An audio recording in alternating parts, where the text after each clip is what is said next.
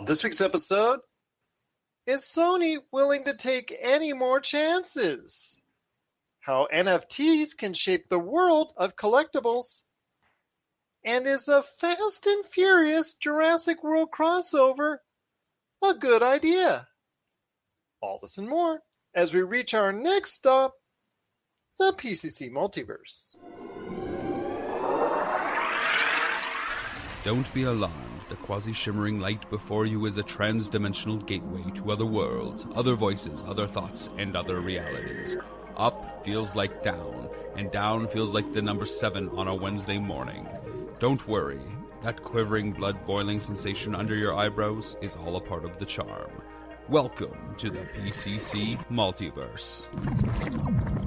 And we're back with another episode of the PCC Multiverse. This is Gerald Glasser from Pop Culture Cosmos, Game Source, Inside Sports Fantasy Football, and the Lakers Fast Break. We truly appreciate everyone out there listening to all of our shows, and if you can, please give us a 5-star review on Apple Podcasts. Plus, if you can like, share, subscribe, or do anything that you can to support us right here at the Pop Culture Cosmos, or our fantastic channels that we have going on right now on Twitch, because we've got 6 days a week, the best in tabletop RPG gaming. YouTube, our Facebook channel. We are the #1 Facebook streamers with tabletop RPG gaming. There's no one even close. We've got tens of thousands of views already, and we cannot thank you enough for doing so. But if you can go ahead and support us in whatever we do, it is sincerely appreciated. But it wouldn't be a PCC Multiverse without my good friend. He's our own Castle PCC with a K on the Twitter and Instagram. You got to check him out today, like I said, on Twitter and Instagram at Castle PCC with a K. Is a good man indeed, looking like he's fresh off the set from Ghostbusters Afterlife. It is Marcus de la Garza. And Marcus, great to have you back on the program once again. Gerald, thanks for having me back, as always. I do want to say I've been making a big stink for probably about a month and a half now. You can correct me if I'm wrong, that the drone stream was coming. It's officially happening, folks. So what you see on my head right now are my new goggles. I bought some high-definition DJI goggles, and they've got a nice little analog module on this side. Sorry, I'm doing this reverse. So I can fly my entire current fleet. I can fly an HD fleet whenever I build that out. Speaking of fleet, though, let's go ahead and talk a little bit. I mean, I've got this nice little tiny whoop right here. Nice little guy with a little camera on the front. We'll be flying that soon. We're going to be rebuilding this guy this weekend, though. So, keep an eye out on Twitch. You're going to be listening to this tomorrow, Friday. Hey, you can go find me here. I'm going to be modifying this guy. We're going to be taking some parts out. We're going to be putting some parts in. It's going to be a grand old time. We're going to be doing a little 3D printing, as well as this guy. We're going to be putting a new receiver in this guy to make sure he's compatible with my new controllers. Gerald, it's going to be a fun time. We're going to have a lot of fun.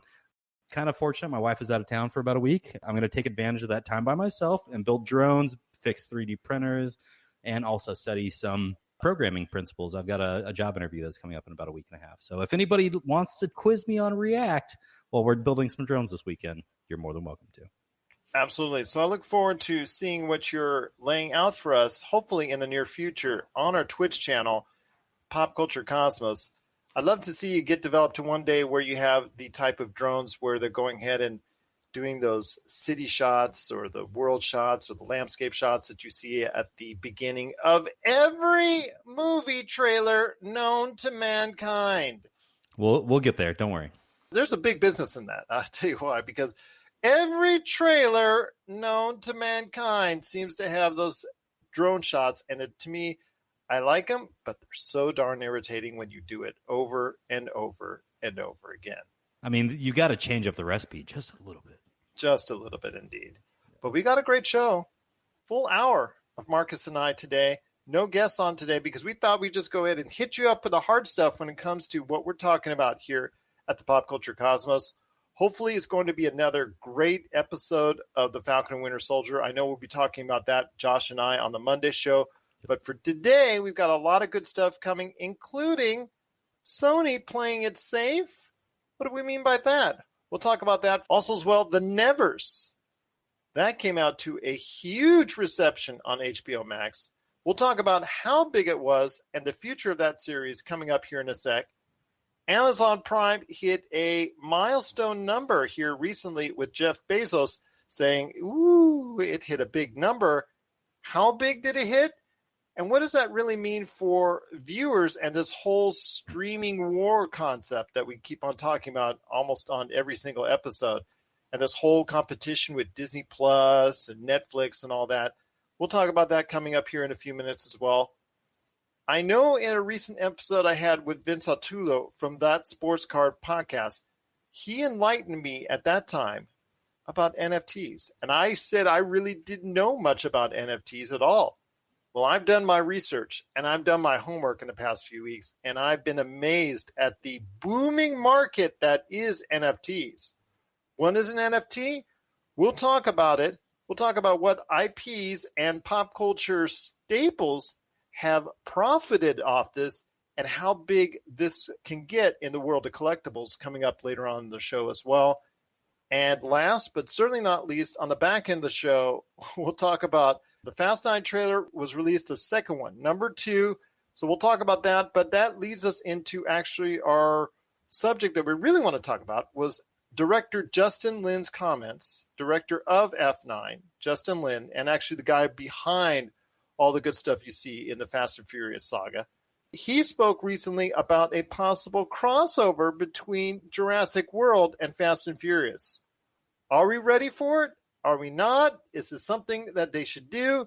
We'll talk about that on the back end of the show as well. But first, my friend, it is Sony, it is PlayStation, it is the PlayStation 5 primarily, because that's what we really got to start talking about now. And there were recent reports, again, attributed to some of the most important writers that are out there, Jason Schreier and others, all reported on it, IGN, Kotaku, et cetera, Bloomberg, all the major entities that are out there, talking about Sony. And it's actually more than rumors. It looks like it's almost something that Sony doesn't want to admit, but it looks like Sony has shied away from one of their medium hits of 2019, Days Gone. Days Gone, the zombie thriller, was something that came out to mediocre reviews, was a big hit for our good friends at Retro City Games. Douglas Hoyobu, the owner of Retro City Games, was really into it, and that was his game of the year of 2019.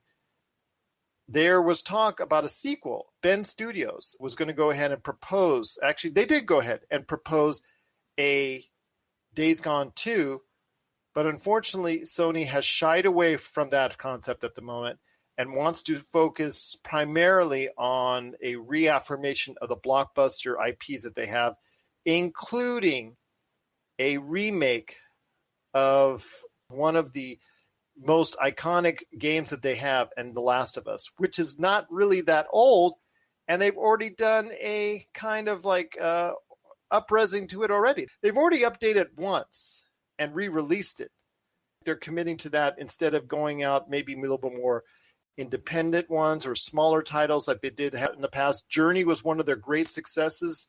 I guess those small titles maybe don't appeal them to anymore. I want to hear your thoughts, my friend, as we get into it on Sony's reluctance to go ahead into taking chances, taking a gamble, and instead going with these larger franchise concept ideas. And that will lead us into The Last of Us and that whole thing in a second here. But do you really see The Last of Us being remade a thing that they really need to do? To answer that last question immediately, no, I don't think so. This is one of those things that I think we're doing our classic COVID pandemic, like money grab thing where we just remake something and it's already been remastered. Yes, I understand that. And that's, it has been remastered, but we're doing our money PS4. grab. Yeah, right. We're doing our money grab for the PS5 now. And that's fine. If you need to raise money to do something, great. I understand that profits were down a lot last year. But what I don't really support here is the fact that, we're kind of walking away from some of these medium titles, some of the smaller titles, and just putting our money into these AAA titles. And weirdly so, Sony just invested another $200 million in Epic Games as well. This is some weird stuff going on with Sony's investment in IP. I don't think this is a great idea in the long term. However, I also know that I'm not a financial strategist when it comes to things like this, investing millions and millions of dollars into intellectual property. So I will go ahead and say, Gerald, that I'm not really on board with this. I don't think this is a great idea, but obviously I'm going to reserve the right that Sony's going to be right in the long run. I'm going to go ahead and put a little asterisk on that and say that might be a 1% chance, though. I find this very disappointing that Sony is not willing to take chances, because over the past 20 years or so, I think since the PlayStation 2, and especially in the PlayStation 3 era, I think they really took a lot of chances on some smaller games, smaller developers, and they really profited from it. I think they had some really nice titles. I mentioned Journey, which was a huge hit for such a small game, got acclaim as being a game of the year from many different outlets, was something that was a huge success for them. And then obviously they have the bigger titles with, they have the show that they do that just came out, MLB's The Show, that has been a pretty good success for them. They obviously have God of War. They also have all the other PlayStation exclusives. And of course, Naughty Dog is probably their premier studio. And not only have they, as it should be, though, as it should be, they've really done a great job with the Uncharted series, which is one of my all-time favorites. And of course, what they've done with The Last of Us.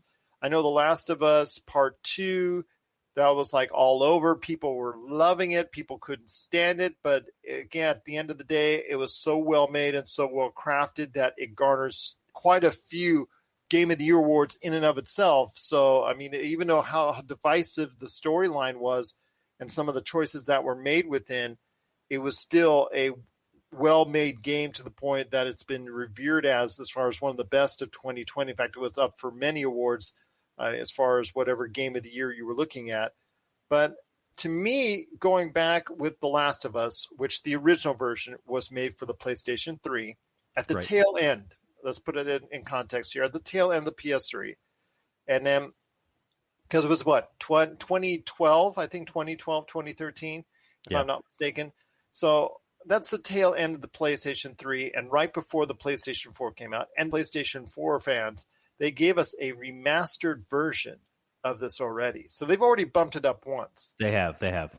So my question to you is, them focusing on this instead of possibly going into a series or an IP that they could actually build upon. And I'll lead into another one that I wanted to see them go ahead and build, but we don't have any idea if they'll ever have a future for it. But Days Gone is something that, again, what our friends at Retro City Games and Douglas Hoyabu said has been to him a sensational experience. And yes, I understand that the reviews were mixed, but it did make a profit from all that I'm seeing. It did sell enough copies. Now, was it a huge success? No, but this is the type of thing where if you go ahead and build upon it, could become an IP that you could really stand behind. But it seems like Sony doesn't want to go ahead and do that, which is very disappointing. Something I always want to say is like The Order 1886, which was a beautiful looking game, had a lot of issues as far as the gameplay is concerned. The game was shorter than heck, although now these days, I don't think people would be making a big deal about it being so short, but at that time, a 5.5 hour, 6 hour game, I guess was too short for them. It was way ahead of its time as far as the way it looked and the graphics that are on it, just sensational.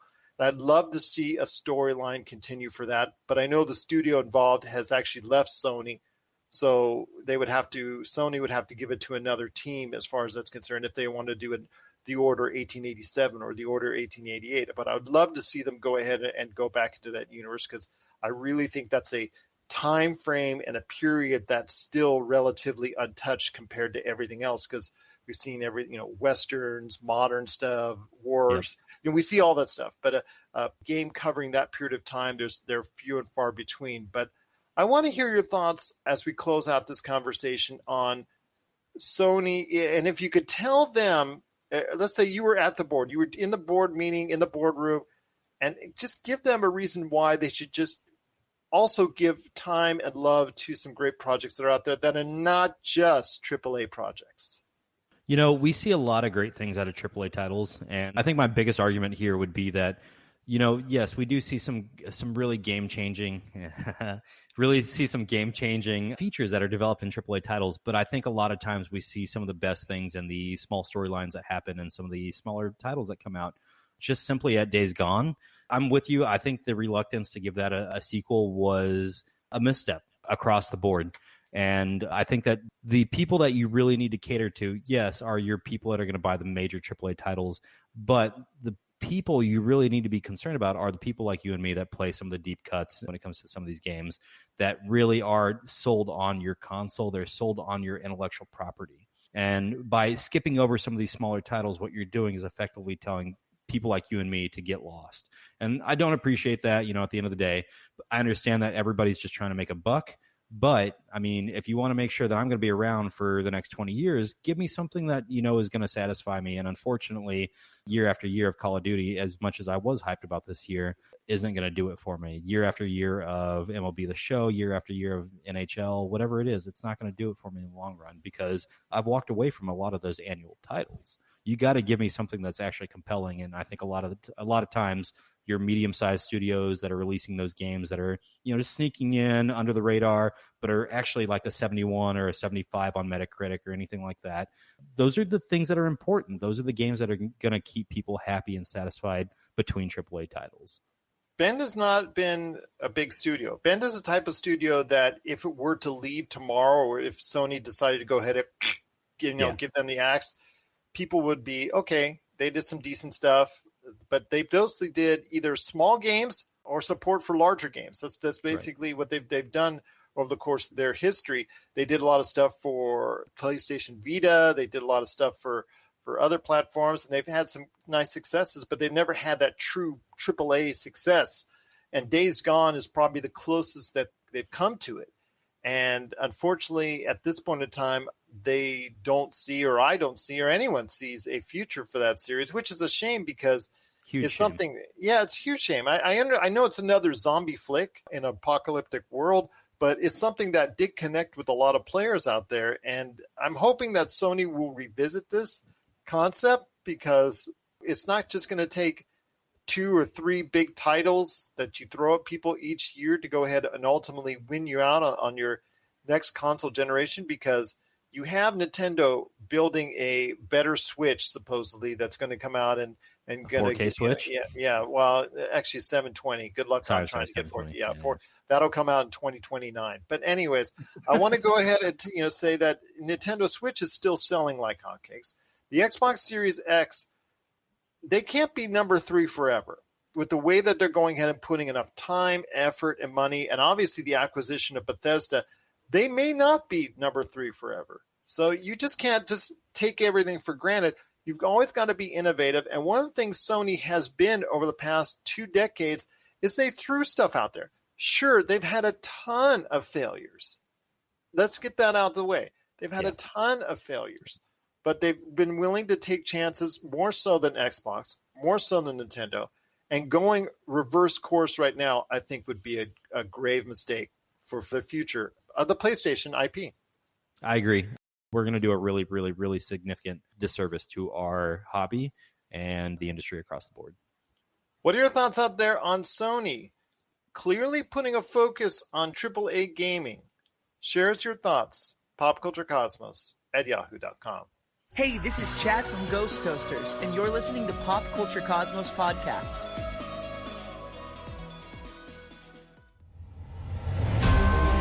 You've heard others, but nothing could prepare you for the shameful stupidity that is the Jock and Nerd Podcast. Hear Imran. So if you offend everyone at once, it's a wash. I've covered everybody. Anthony. Sorry, I was texting. Say that again. And Rug Boy. Yeah, whenever there's a snowstorm, my Slack hole tightens up. As they talk over one another. Just exactly the same as Terminator. We're talking over each other. It's fine. Sorry. Swear and ask you for money. Just give us the money. The Jock and Nerd Podcast. It's campy, silly, goofy fun. Jock and Nerd. Well, my friend, there's still much more to talk about on today's program.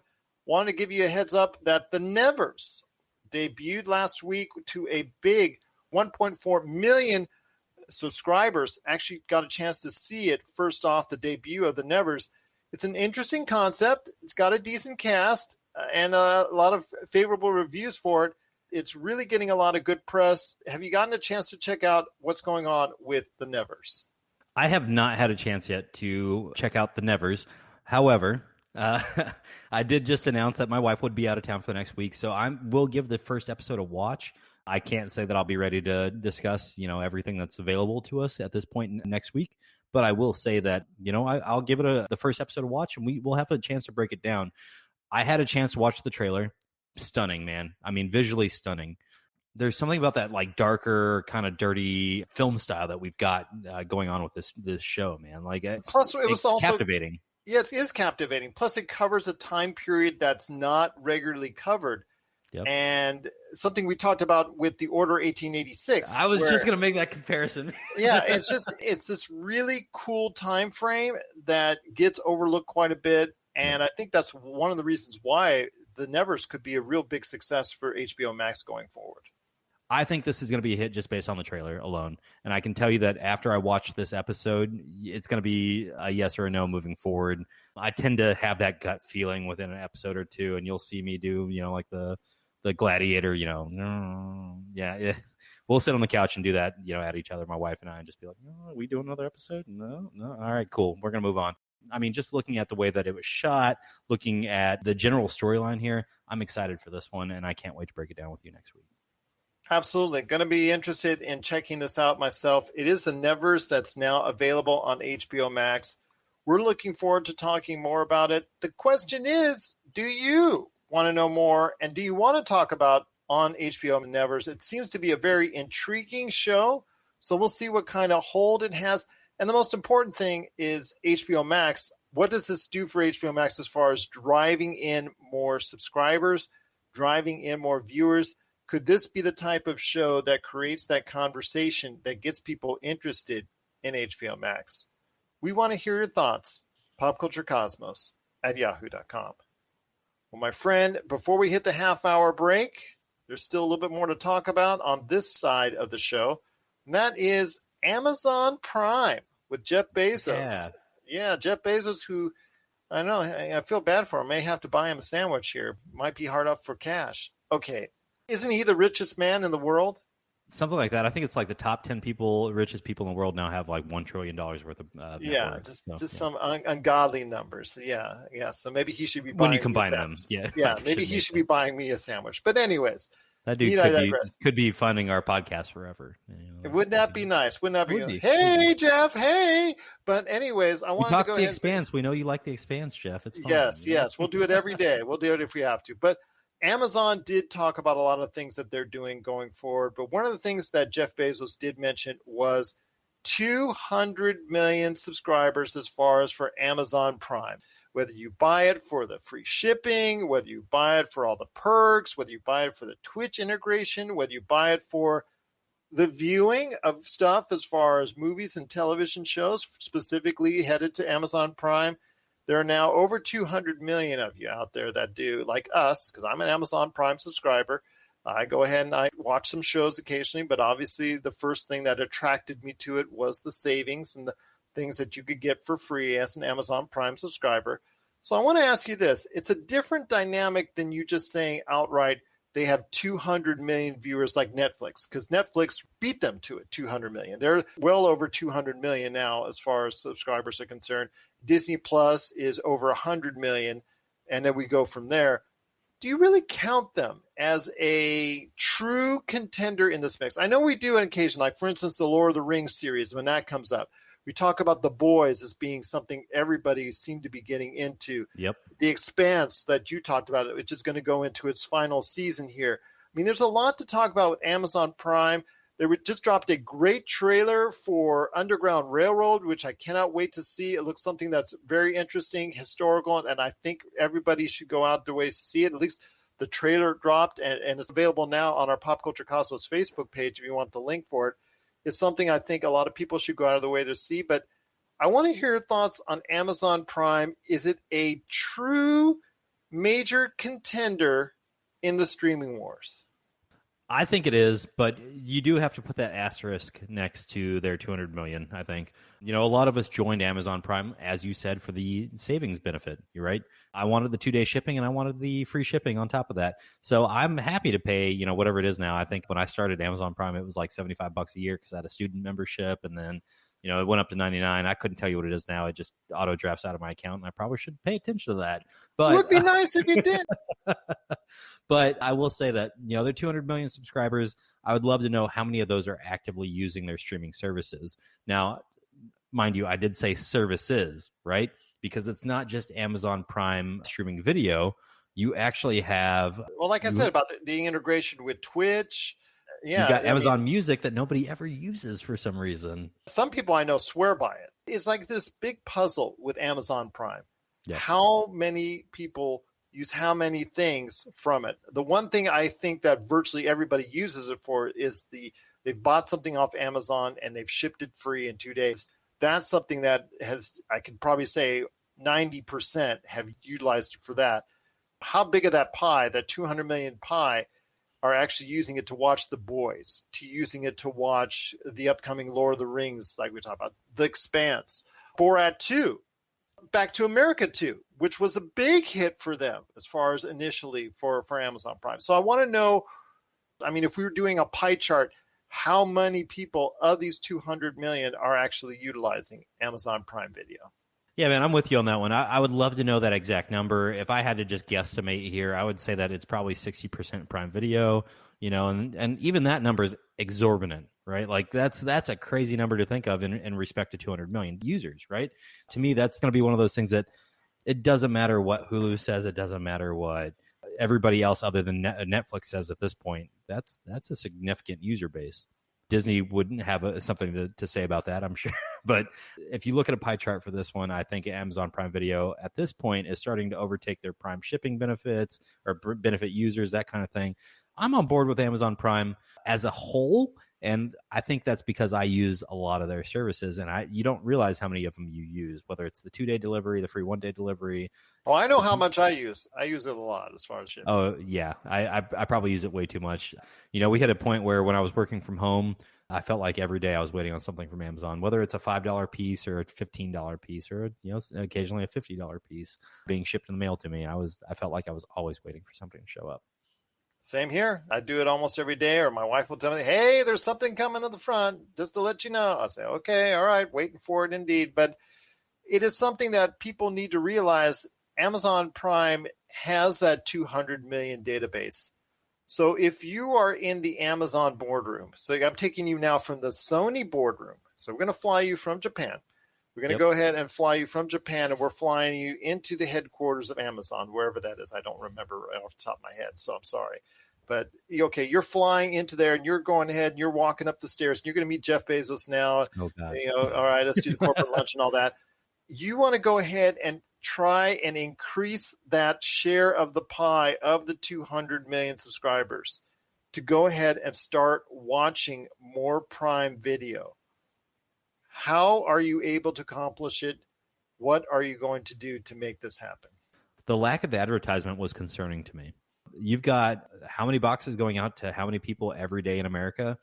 I'm not of the mindset that we should be slipping paper into these boxes and advertising that way. But why not start printing advertisements on the actual cardboard box itself? Whether it's an advertisement for The Expanse, advertisement for The Boys, advertisement for Borat, or Coming to America, we could have done all these things to really raise awareness of your streaming platform. But I think advertising at the end of the day will increase your market share. It'll increase your viewership. I know that just because we have 200 million subscribers doesn't mean we have 200 million viewers. And that's the big difference here between Netflix and Amazon Prime. 200 million viewers are there for Netflix for the video. 200 million people here on Amazon Prime are here, half of them for the free shipping, half of them for the streaming. But the thing is, hold on, because that means 200 million people could be there for the Prime view. What are your thoughts out there on the future of Amazon Prime? And do you use Amazon Prime Video? What other parts of the Amazon Prime experience do you use as well outside of just the free 2-day shipping? Share us your thoughts. PopCultureCosmos@yahoo.com. Well, coming up next after the break, Marcus De La Garza and I are going to be talking the universe of NFTs and how it's blowing up for the collectible market. We're also going to be talking about a possible crossover between Jurassic World and Fast and Furious. We'll talk about the latest F9 trailer, speaking of Fast and Furious. I'm also going to ask Marcus his thoughts on Falcon and the Winter Soldier as well. This is the PCC Multiverse.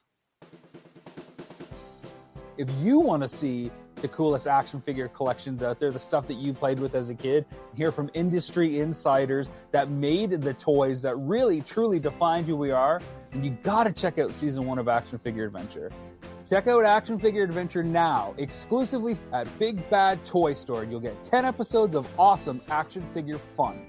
I guarantee if you grew up playing toys, you will love Action Figure Adventure. And we're back with the show. It's the PCC Multiverse. My friend, appreciate you being back on the show, Mr. Marcus de la Garza. But I wanted to ask you this, Marcus. The NFT craze is going huge. And I said earlier, I had a conversation with Vince Autulu from that Sports Card Show podcast, and he's bringing that back. So if you get a chance, please check out his awesome show, That Sports Card Show podcast. I wanted to ask you this. The world of NFTs is growing fast and furious. Pardon the pun, as for later in the show. But I wanted to ask you this, the NFTs, and if anybody out there is unfamiliar with NFT, like I was just a few weeks ago, I've done some research on it, and here it goes. An NFT is a piece of artwork stamped with a unique string of code and stored on a virtual ledger called a blockchain. So if people out there are trying to figure out what that is, it is a digital collectible, can be for any amount of time. When it's made, it's basically going to be a one of a kind or in a few sorted allotment. Think of it like trading cards, collectibles, things of that nature. Best way to think about it, you make one or you can make many, but you can limit the amount of many that you have for it. And most of these NFTs are now being sold as one. Sometimes they're sold in small groups and things of that nature. But I want to hear your thoughts on the NFT craze, but basically why people are talking about NFTs. I'm going to go ahead and after you're finished talk to you about some of the crazy prices going on for NFTs. Yep. But definitely the collecting of NFTs seems to be going on a rocket ship going straight up. Absolutely. I do want to lead us off here with the whole statement of we are not financial advisors. What you're about to hear here is our opinion and our opinion alone. This is not financial advice. It's just informational at the end of the day. That's all we're doing here. We're talking about. Oh, dear goodness. Things. They don't want to hear financial advice from me. Oh, no, not at all. I'm probably the worst person to get that from. So that out of the way, let's talk about NFTs for a second. Non-fungible tokens. What is a non-fungible token? You start looking at things like a Bitcoin being transacted between two people is a fungible token. You can buy another Bitcoin. You can sell your Bitcoin. You can do whatever you want with it. Nyan Cat. There's only one Nyan Cat, right? There's one guy that made the original Nyan Cat, uploaded it to YouTube, and not made a killing, but how many millions of views has Nyan Cat had over the years? Millions. I like to think of an NFT as the one and only artist proof that you're going to get in a digital sense, right? So an NFT can represent an actual tangible good, or it can represent a digital good. Kevin Smith is getting ready to try and list his entire Kilroy is Here series as an NFT. Now, if that actually sells, there's more than just the digital rights ownership there. It's the actual tangible property. Whatever comic books and sketches he's done on paper, this would all ride along with that NFT. So let's say if I buy it for X amount, I can go ahead and sell that to Netflix because I own it, correct? Yes, you would secure the rights to exhibit, distribute, stream the work, whatever you wanted to do with it. You wanted to remix it, great. You remix it. You've got this proof of ownership on the blockchain that says, I am the one and only owner of this one thing, this one series, Kilroy is Here. That's actually one of the longer demonstrations, the longer examples.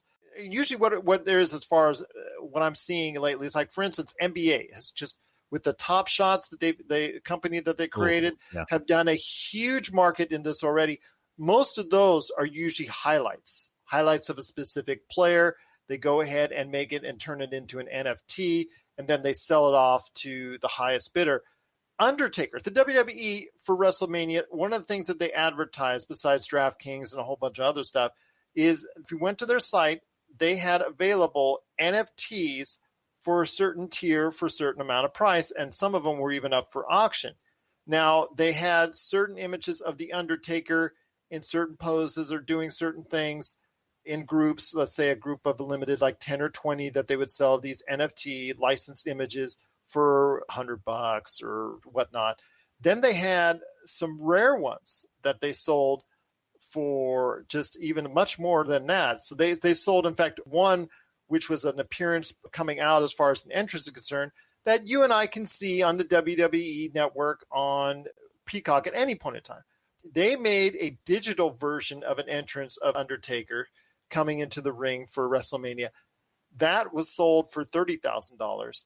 And then on top of that, somebody in an auction paid $100,000 for an image of Undertaker throwing Mick Foley off the cage in 1998 King of the Ring. That sold for $100,000. Obviously with the intention of not just collecting it, but turning it around in X amount of time, because we're seeing exorbitant prices for these NFTs being sold at auction, going into the millions of dollars for sports NFTs.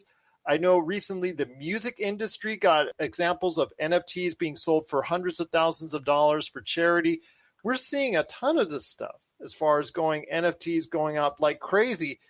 It seems to be a limited buying base, but a base that's getting larger and larger as more people are becoming more knowledgeable about this whole NFT marketplace.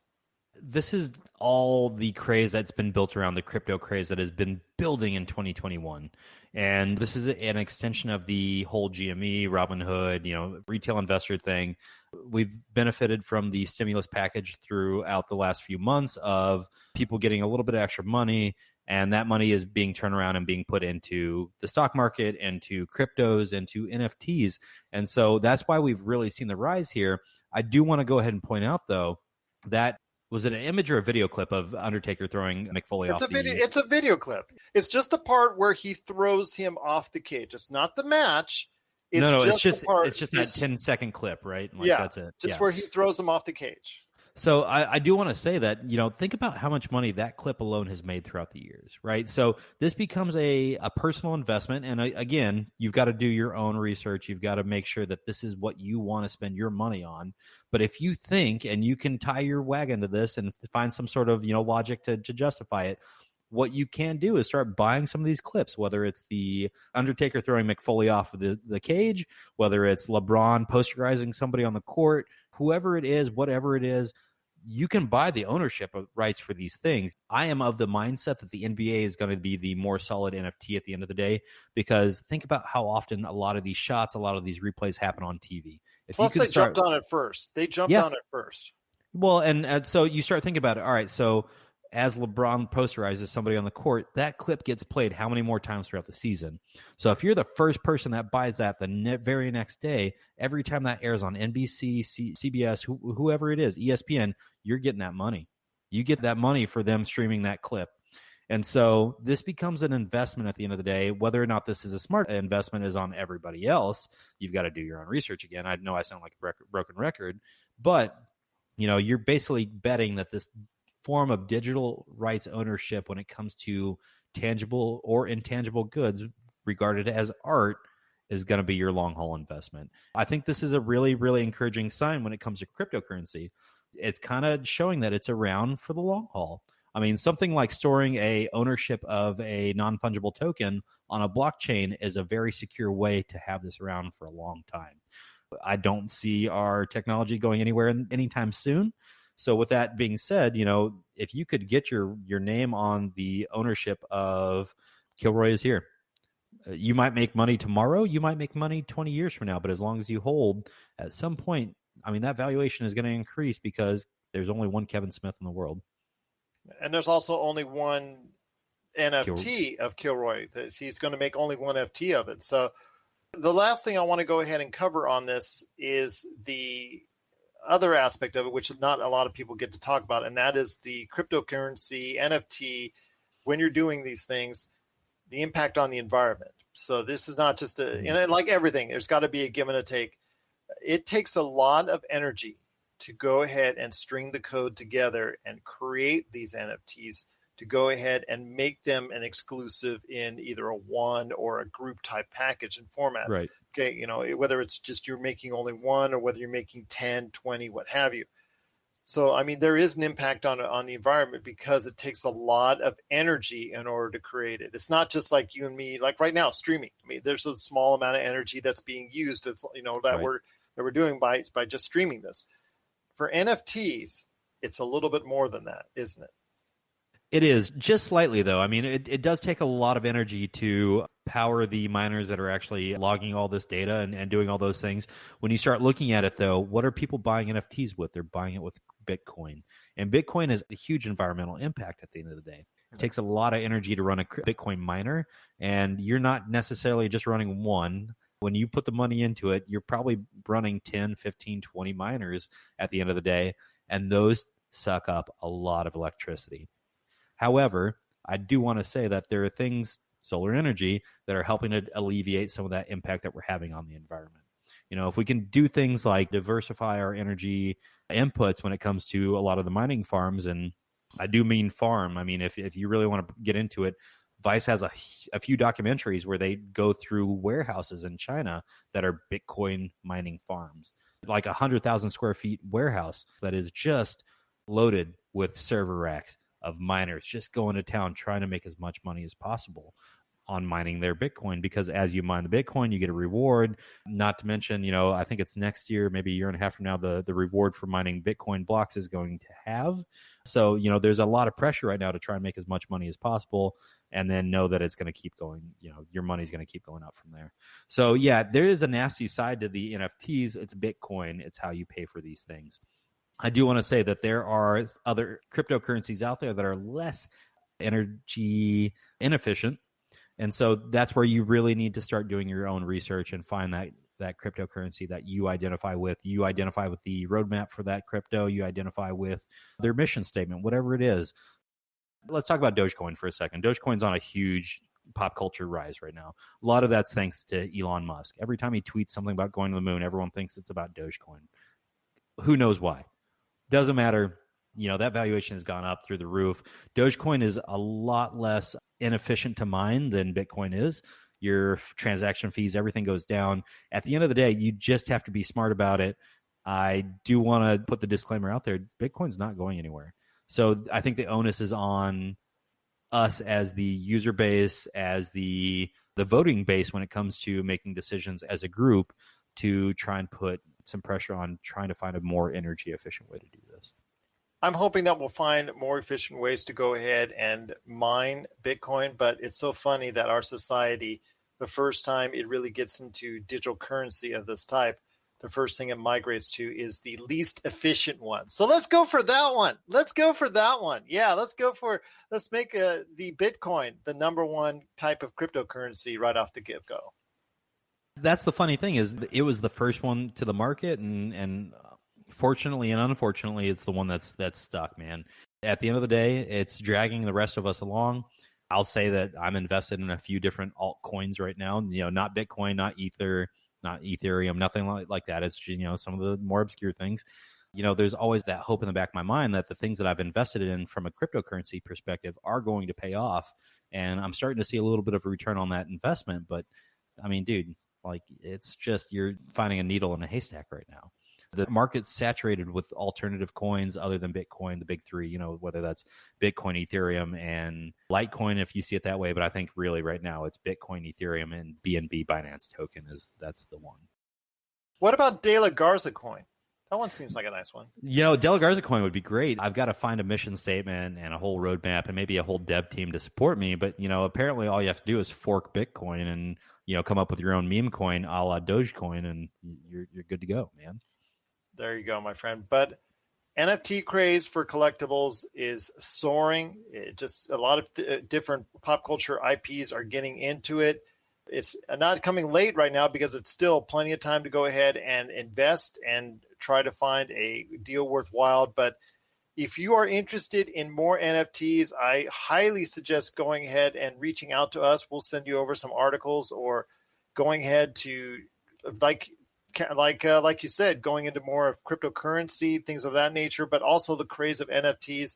If you want to know more about NFTs, please reach out to us, popculturecosmos@yahoo.com. Before we head to the break, maybe we should create our own NFT of Pop Culture Cosmos. Hey, I'm into that, dude. If we could go ahead and just start earmarking our episodes, especially when we want to do something special, we can create our own NFT, whether it sells for $10 or $100 or maybe even more. Only remains to be seen. Yeah. Pop Culture Cosmos NFT. I like the sound of that. But if you want to know more about the craze of NFTs, please let us know. popculturecosmos@yahoo.com. Thanks for checking out the PCC. You know, the Pop Culture Cosmos. We'll be back in one moment. If you need your video game fix, be sure to check out Retro City Games. Located in Town Square on Las Vegas Boulevard or in Henderson, Nevada, Retro City Games has the cure for all your video game vices. Retro games and games for current consoles, Nintendo, Sega, PlayStation, Xbox, and more. Retro City Games has all the staples from any library and some highly collectible offerings too. So pick up a few games today at Retro City Games in Town Square on Las Vegas Boulevard or in Henderson, Nevada. Retro City Games is your video game metropolis. Well, it's been a great episode, my friend. I can't thank you enough for being part of it on today's program. Looking forward to speaking to a returning Josh Pearson about all the good things coming up this weekend in pop culture.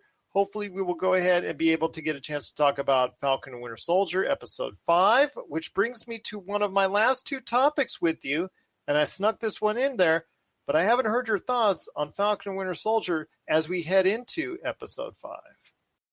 You know, man, this has been a great series to me. If rumors are to believe, there's a lot of people that turned off the second episode about halfway through. I don't believe a lot of that stuff. We're looking at monstrous numbers here for the show. Great storyline so far. I really enjoyed episode 2. I do want to say the acting has been outstanding thus far. The directing, the production value, second to none. I mean, Disney Plus really bringing the heat again. I mean, this is a recipe for user growth, right? Like, we've seen monstrous growth out of Disney Plus already. You start looking at what they're doing with Falcon Winter Soldier, how we're setting up the rest of the Marvel Cinematic Universe. There's a lot of money to be printed out of Disney Plus moving forward. And I do want to say that I think Falcon Winter Soldier is really setting a lot of great groundwork. But I know you're going to hate this one. They owe a lot to WandaVision, and they owe a lot to a lot of the other shows that have helped make Disney Plus what it is. I'm not going to hate it at all. I mean, you got to call it like it is. I mean, The Mandalorian brought Disney Plus to the forefront. Absolutely. Then WandaVision broke more records. And then Falcon and Winter Soldier has even exceeded that on many levels. A lot of people are really getting excited over Falcon and Winter Soldier. It debuted with the highest debut ever on Disney Plus. So a lot of people are really getting into Falcon and Winter Soldier over the past few weeks. I mean, the literal hate that's out there for Walker Russell's U.S. agent, a.k.a. Captain America, that's out there just tells you how much people are getting into. You knew a dark turn was coming. You just didn't know when, because his future lies in the Thunderbolts series, and talked about that on our previous episode, the Thunderbolts, where Thunderbolt Ross gets a collection of these bad guys in their version, Marvel's version of the Suicide Squad. So it's something that you knew was going to be inevitable, but this dark turn, it took a lot of people by surprise. It took a lot of people back. And there is a tremendous amount of hate for Walker Russell right now. And thank God he doesn't have social media. That's all I say. But, you know, he seemed to be fine with it. He knew this was coming. This was something that he was prepared for. I know that that's got to be a hard thing to do, though, man. Like, you are the man, and you know that you're just going to become the heel. And I know that we see this week in, week out on WWE with some of their storylines, but being the heel is a very hard thing to do. And, absolutely, you know, I commend the man for doing it, because, I mean, you're going to be hated by everybody in society. Little kids are going to walk up to you and tell you what they think of you. It's not going to be fun, man. It's not going to be a fun few months for him. But as I've been told by many a wrestling villain through interviews and things of that nature in the past, it's actually kind of the most fun being the heel and being the bad guy, because you get to do pretty much anything. It's unscripted for you. It's like an open book on what you can do and what you can create for that type of character. So we'll see what happens as we head into episode 5 this weekend. We'll be bringing you our thoughts on episode 5 coming up on the Monday show, so I look forward to it. And I'll tell you what, Falcon and Winter Soldier has been a great, consistent experience. WandaVision I really liked, and then some stuff I didn't like as much. And you know, I've said that more than and often on the show, but overall I thought it was an okay experience, and I enjoyed it, and I don't regret watching it. But for me, Falcon and Winter Soldier, I did like the buddy comedy in the beginning, I did like the serious dark tone it's taken since then. I've been able to connect with it throughout, and I appreciate it for what it is. And I'm just hoping they will close it out with maybe one or two more surprises that I'd love to see happen. But we'll wait and see, and we'll be able to talk about it here. So be prepared for a spoiler-filled episode of the Pop Culture Cosmos Show coming up on Monday, wherever you get your podcasts. And, of course, the tremendous radio stations that play our show all around the world. But, my friend, it's been a great episode. But before we head on out, did you happen to catch the latest F9, a.k.a. Fast and Furious 9 trailer? I missed the trailer until right before we went on air. Justin Lin, man, really throwing a wrench in everybody's day here. Statements that he made, dude. Not the statements. I want to talk about the trailer first. We'll get into that in a second. Okay. What was your thought process on it here, dude? Because we're looking a little bit like we're already gearing up for a crossover from what it looked like. Well, and that might be the next place it might have to go to, because they've seemingly done everything else in the previous 8 and now 9 when that comes up, and that gets debuted to theaters coming up later this year. But Fast 9, they obviously, if you haven't checked it out yet, and we have the link on our Facebook page on Pop Culture Cosmos, you see the dynamic that's being built towards Vin Diesel and his younger brother. And I say that in quotations because he's really not that much younger, but It is John Cena playing his younger brother, and they have a dynamic where they cannot stand each other. So they are basically essentially at war with each other. Funny how that John Cena as his younger brother only shows up in Fast and Furious 9. Yeah, exactly. So, but I will say that I'm enjoying what I saw, but with the Fast and Furious series and the Fast and Furious saga as a whole, you cannot take seriously. They try more and more crazy things to do with cars. Where can we do? Can we jump across skyscrapers? Can we do this? Can we get tanks involved, submarines? Can we have magnets where they just go flying across the screen? They're trying to do everything that they can. This time, they're actually exceeding the limits of our atmosphere. If you look at the trailer, what they're about to do, if you see what's going on. So space might be in the offering for this version of Fast and Furious, which leads us into our next part of our conversation and our final one of the day, and that's on Justin Lin, the director of Fast and Furious 9 and pretty much everything when it comes to Fast and Furious. He's the overseer of the Fast and Furious IP itself. He recently stated that he could see a day and he could see a world, pardon the pun, where there could be a crossover between a Fast and Furious and the Jurassic World series, which believability is out the window already. But to me, this goes beyond it. I'm not sure I would like it, but I realize after you go to space, my friend, there's not much else left to go. There really isn't. And so you start looking at what we're doing here potentially with the Fast and the Furious franchise. It's something that, to me, looking at what's going on with the Fast franchise, it's been, I don't want to call it a slow bleed because they've increased their viewership. But I mean, the people that were around at the beginning, I don't think necessarily the people that are still around for F9. You know, I really enjoyed the first 4 movies. I'm the outlier here that says Tokyo Drift was an outstanding movie. You know, and everything thereafter has been a little bit of a degradation of the original storylines and the original jokes and humor and everything that was in those movies that made them what they were. I live my life 1/4 mile at a time. You know I got to do that every time we talk about it. I know, but family, man, it's all about family.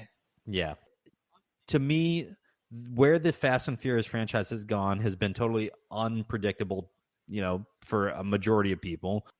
The things we're doing now, especially when we start bringing in outer space as a storyline. Han is dead in Tokyo Drift. He's now suddenly alive by Fast and Furious 9. You know, if you look at the Wikipedia for Han, it says he was assumed dead or something, and it's it's hard for me to stomach some of those things that we've done with the storyline after. And Jason Statham, who killed him, is a beloved character now as part of Hobbs and Shaw and all that. So yeah, it's just so funny how this twists and turns. But while you get your thoughts real quick, I want to go ahead and say Universal, they still need to bleed this franchise out because it's not just domestically. They still can make a lot of money from it. The reason why this series has grown and has become such a huge success was the international returns, because the international audience loves this series. They love to just see the cars, and they don't need a plot. They don't need a fancy plot. They don't need anything elaborate. In fact, that's why the series has resonated, because it doesn't need a fancy plot or just a really long storyline. Give me a good guy, give me a bad guy, and let me race some cars and give me a reason to do just that. And that's why they've been able to go ahead and be so successful. Universal has to figure out a way after Fast and Furious 10 to extend this somehow. May they go the route of a streaming TV show? They might do that, or may they go ahead and build another part of the universe in a movie format? I mean, there's so many different ways that they probably will go, because they're not going to let this stop after Fast and Furious 10. There's no way. No, and actually, I just pulled up the F9 Wikipedia page because, honestly, Wikipedia is still one of my greatest sources of information. It was announced in October 2020 that the series will conclude with a 10th and 11th. So, I mean, why not set the stage here of 10 is going to bring us into some sort of multiverse where Jurassic World also exists or Jurassic Park also exists. And, you use 11 as that end-all, be-all, tie it all together so that you can make a whole bunch of money off your theme parks over the next But the thing is, okay, does it stop at 11? Oh, well, don't get me started with the theme park rides, because I've been through the theme park rides with the Fast and Furious, and they have been great. But they're not going to stop with 11. Universal's going to figure out a way to restart this series, especially if by 11 you reach heights in dollars, because a lot of people, the majority of people that frequent in theaters before will probably, by the time an 11 comes out, will be frequenting them again. Yeah, it's kind of cool that F9 is scheduled to be a world premiere in South Korea May 19th.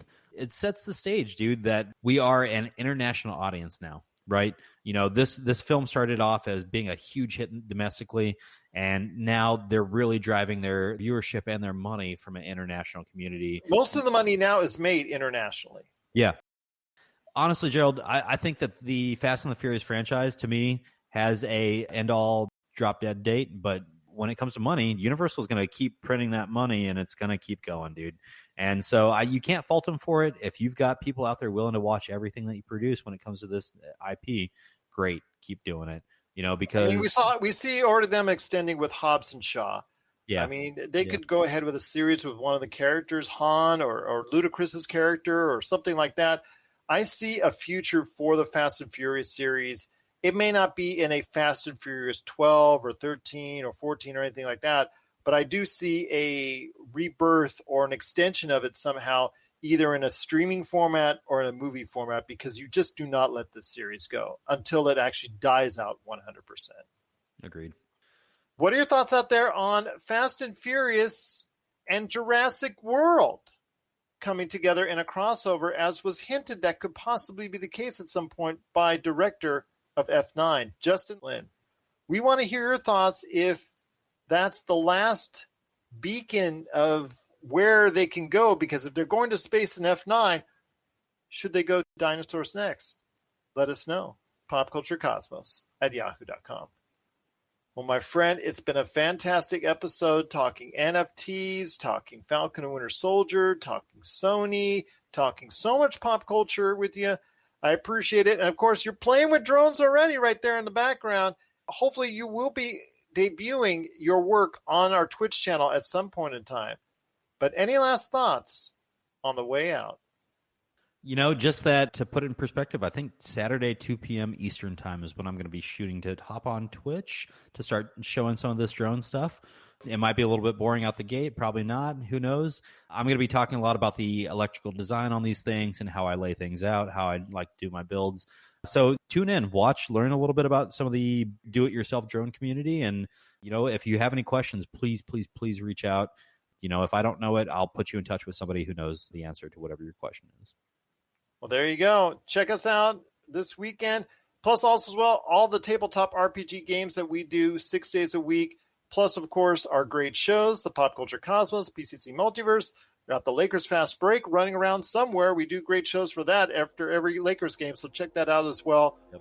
But, my friend, it's been a great episode, and I cannot thank you enough for hanging out with me right here in the PCC Multiverse. So, for Marcus De La Garza, this is Gerald Glassford. It's another beautiful day in paradise right here in the PCC Multiverse. We thank you for listening. And here's hoping you have yourself a great